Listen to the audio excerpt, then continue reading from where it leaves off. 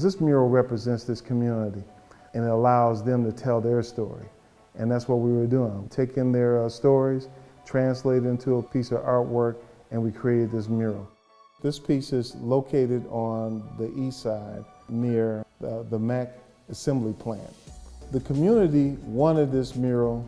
Stellantis commissioned it, and now this is one of the largest murals in Michigan. So part of this mural runs adjacent to the Southeastern High School. One of the things in the community was to sit down with some of the students. So we met with the students. Students were very enthusiastic about the mascot, the lion. And one student came up and was saying that, well, we want to see the lion, but sort of like almost like a family, right? You got the mother lion, the father lion, and the baby lion and all. So a lot of students wanted the address, which is 3030. It's just something that resonates in them. That address means a lot to them. So when we were working on the first half of the mural, there was this gentleman that came by and said, you know, my dad used to work for Chrysler back then, back in the 40s and all. So he brought a picture of his dad next to a Dodge truck in the 40s, and his dad was proudly standing next to it and all. And I said, you know what, when we do the second half, I'm gonna put this picture in the mural and all. And that's what we did.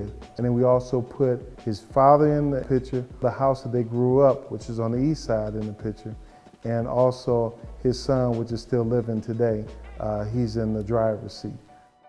76 years ago, there was a lady by the name of Sarah Elizabeth Ray, who was 24 years old, who was denied to get up on the Boblo Island boat. So what happened was Thurgood Marshall represented her and took it all the way to the Supreme Court, where she won.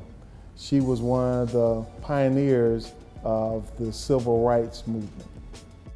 The ribbon not only represents the community, but it wraps this city in all its culture and all. And this ribbon represents the different cultures that live in the community, from the Italians to African Americans, but also there's a part of the ribbon that represents the Native Americans who were here first.